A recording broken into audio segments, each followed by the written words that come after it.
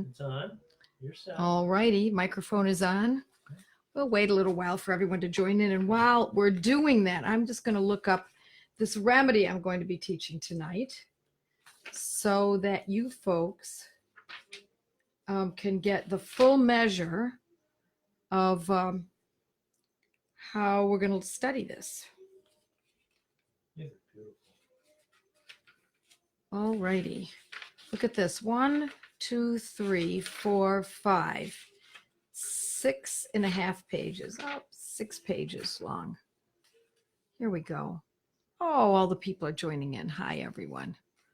Wonderful. Wonderful to see you. We're just stalling for a little time to make sure that everyone gets in. And I've got my books ready. Here we go. Now we're starting to fill in. Hi, Natalie. Hi, Kathy. Diane. Good evening. Nice to see everyone joining in. All righty. We're going to get started in just a minute. And tonight, I want you to know that I'm going to, I always say I'm going to do this every whatever. I put the blog out every Sunday night. And when I first started to post that blog, which was, 9 years ago, Perry? 9 years ago, I think. I wasn't sure whether I was going to be able to do it, but I have never missed a single week in 9 years. So I suppose I can't do what I've been setting out to do. So my goal is to meet with you folks every Monday, Eastern Standard Time at 8. Given the possibility that something else comes up. But I would like to make as much of a commitment as I possibly can. And so new year, 2019, this is the year. This is the year. This is the year. This is when you want to really take your life and understand homeopathy and get full control and have the freedom that I have experienced and that many of you have already been using this for a long time. But I want you to have as much freedom as you possibly can. Freedom from the shackles of drugs, superfluous drugs. Sometimes drugs are necessary. More often they're superfluous. So we're going to try to work around them. I never tell folks to get off their drugs. That would be injudicious, as I always say. It could be dangerous. But we want you to be so well equipped with homeopathy that you can not start a drug and instead correct the condition, hopefully. Not all conditions are 100% curable. I want you to know that too. Many are. Some are, we can go only so far with them, depending on the age and the well-being of the person in general. But even for those who are already taking medications, we want you to be able to potentially back off with the guidance of your prescriber, if at all possible. That is always the best way to go here. So let's start at the very beginning. We're going to start tonight with Aconitum. Super easy. First remedy, this is my Materia Medica. If you don't have it, then consider it. It's practical. It's an easy way to learn these particular methods of using homeopathy, or this particular method. This method being what I call the practical method, based mostly on the Banerjee protocols. I do throw in some extra information, of course, and you can't help but do that. And some of the Banerjee protocols are not really even necessarily Banerjee protocols. They're protocols that every homeopath knows with any experience at all. So they just use what has been used for centuries. So we're going to start with Aconitum. Now, I also want to show you one of my Materia Medicas. This one is by Franz Vermeulen. It's a concordant. As you can see, it's well worn. This is the I'm going to be binding it again, and it'll probably be the third time I've had it bound, but it's falling apart. And this, yikes, I have to be a little bit cautious about this. This is Aconitum here, folks, right here. These are not sentences. These are lists of conditions. That's one page, half a page. Here's another whole full page, right? Oops, right here. And another full page. That's 2.5 pages. Here's another full page right here. And another one. That's 4.5 full pages. 5 pages of indications and another half on this side. I have to be kind of gentle with this book. I'm really ruining it right now. That's how much information there is in this particular Materia Medica. So I know that for those of you who are not practitioners and not classically oriented, and I encourage you to not be classically oriented, especially if you're using this for your family, that information is voluminous, obviously. And I don't want you to find yourself, your eyes glazing over with too much information, which is why I put together this Materia Medica. You can get this on my website, Materia Medica. There it is right there. So what I've done is I've shortened it, and I've made Aconitum nipalis, otherwise known as aconite often, and another half page here. But tonight, I want to show you how to use Aconitum in the most critical ways. And I keep this Aconitum bottle in my purse. People often ask me, what do you take? What do you carry with you? And this is one of them that I take.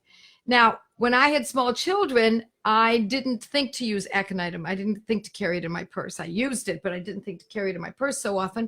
I was more likely to carry arnica because of head injuries or any kind of injury for that matter, or oscillococcinum for oncoming flus or that kind of thing.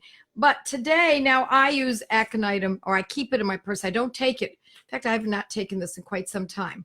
But I keep it in my purse because my mother has had strokes.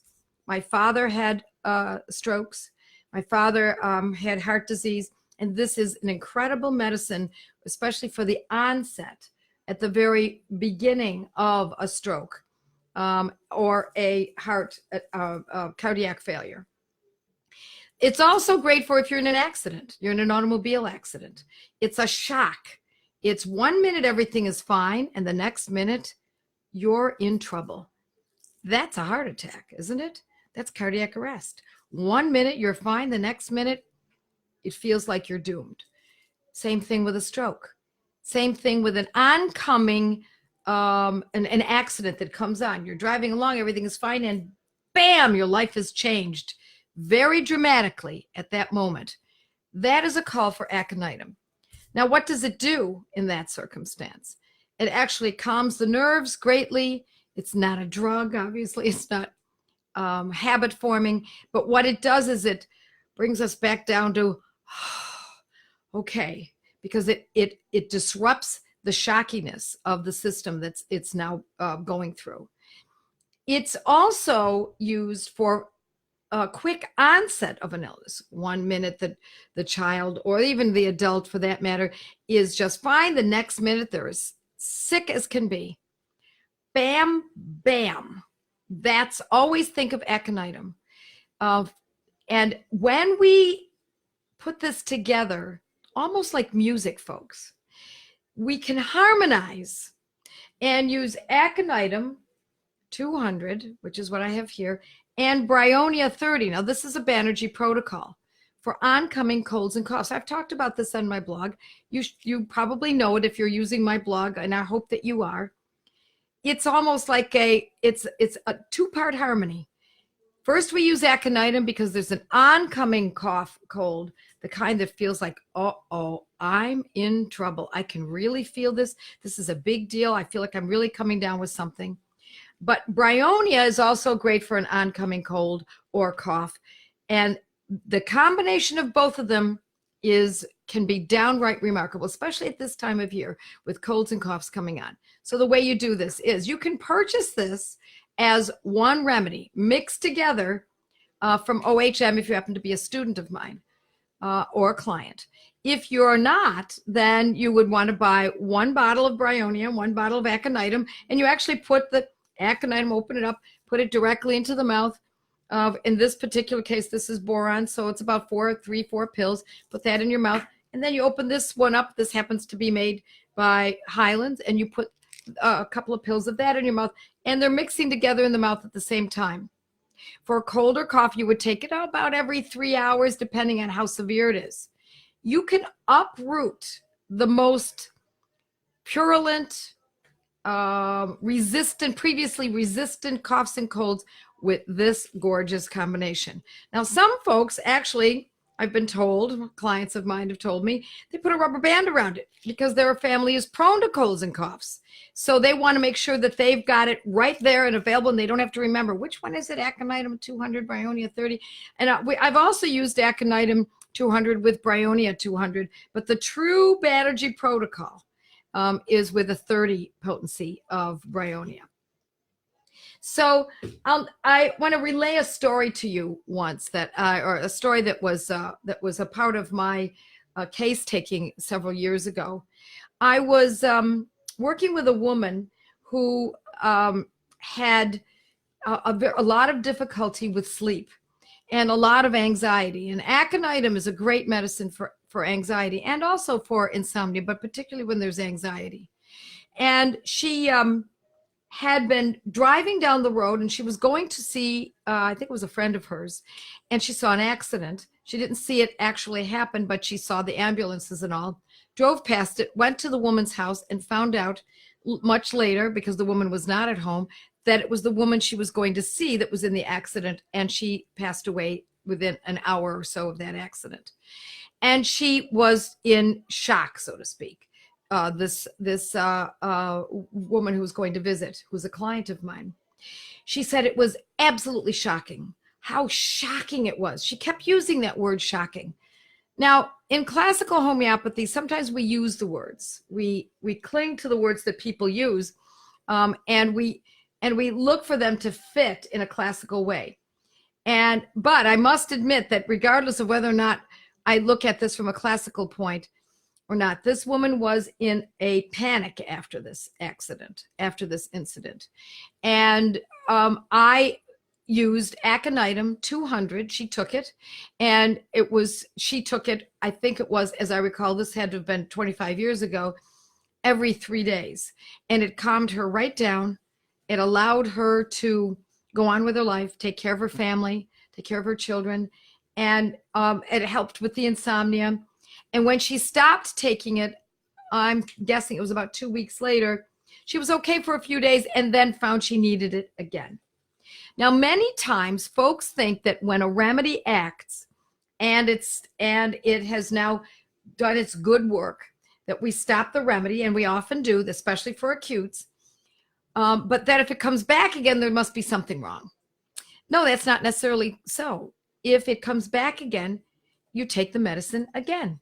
It just means that you need to use it again. And when you take it again, if indeed it abates the symptoms and helps you feel better, then you know you're still on to the correct medicine. So you continue on. If you stop again and it resumes the suffering, then you know once again, that's an indicator that you need to continue with it. How long do you take this for? You take it for as long as needed. As long as it's acting, as long as it's working, then you continue using it. It's so simple when you think about it. It's not unlike when I use this example frequently. Years ago, when I was a young woman, when young women used to have menstrual cramps, and I think they still do use this product, we would take Midol. And the menstrual cramp would come, you take Midol. If the menstrual cramps did not go away within 3 or 4 hours, you take another dose of Midol. If they still didn't go away, you would take another dose of Midol, unfortunately. But at any rate, you would take it until it started to act. Once it began to act, you would stop. There's no reason to repeat a medicine for an acute situation that is unnecessary. You take it only as needed. So 6 hours later, no cramps. No Midol. 8 hours later, no cramps. No Midol. A day and a half later, cramps. Midol. You don't question whether or not Midol wasn't correct. You know that it worked, so you're going to use it again. So these are medicines, remember. they happen to be gentler medicines, polite medicines, uprooting medicines, but they do act in a somewhat of a similar way, so that you can, I'm relaying it in this fashion so that you can understand how to use it time and again. So I want to remind you that these, I'm going to finish up here. I could talk about Aconitum all day, but if you've got my book or you've got access to Materia Medica, and if you don't own a Materia Medica, go online and look up the word Aconitum Napellus Materia Medica and start reading what previous authors have written about this incredible medicine. It's excellent for anxiety, excellent for previous shock to the system, a shock to the system that never went away, a shock to the system that caused pneumonia, the shock of coldness that could cause pneumonia, all of those. And I want to inspire you to learn more and study the best you can. So use my blog. It's free. Send your friends there. You want a circle of friends around you using this as much as possible. And there's a good reason for that, because you want to be speaking the same language with folks. You want your mother, your mother-in-law, your sister, your best friend, your church mate to know about these medicines, so that you can talk about them. Because when you discuss these medicines, your knowledge increases. So also I urge you to join a class, a very inexpensive classes. They're getting underway. Go to the Facebook page and just look up Gateway to Homeopathy.